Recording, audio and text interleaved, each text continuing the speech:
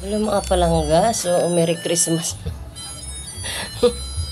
So, November, ano ngayon? No? Today is Monday.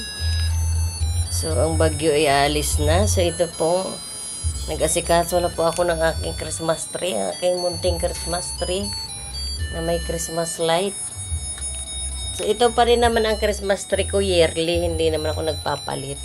Bali, dinadagdagan ko lang ng mga balls, mga pansabit dyan.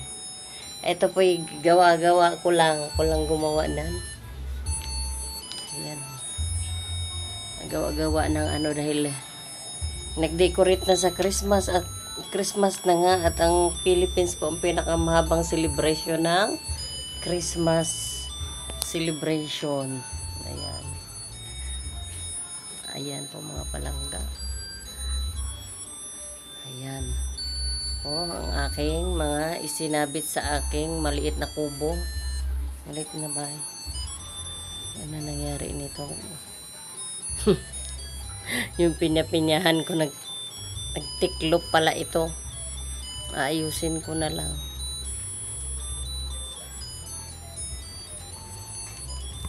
Dali lang. Nangyari sa aking pinya.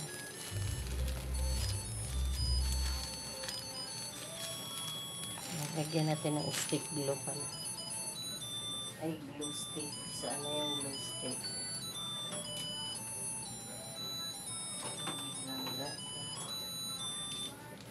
At Christmas na, habang walang pasok, habang day off, mag-decorate na.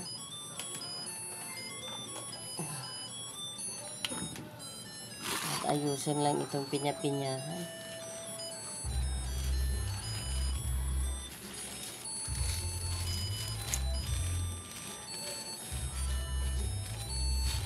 Ang binili kong isang Christmas light mga palangga ay yung pong may music.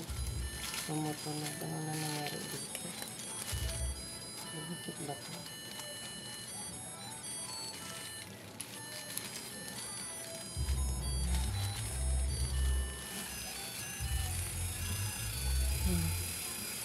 Mamasyal ka.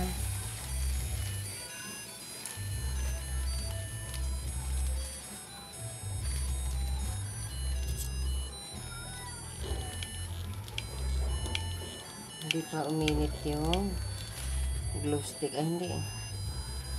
Kailangan palang i-post to para lumabas yung mainit na glue stick. Natanggal, bumuka ang ating pinya-pinyahan.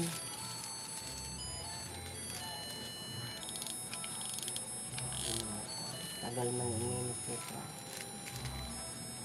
I-repair po itong ating pinya-pinyahan mga palangga. Bumuka. Bumuka ka. Bumuka ka. Ayan, dumikit na. Medyo tabi mo. Ay. Okay lang yan. Okay na to.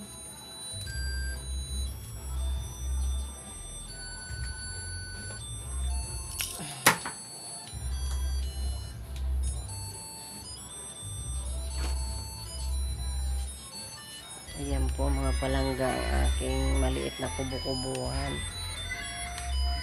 May dekorasyon na sa Christmas.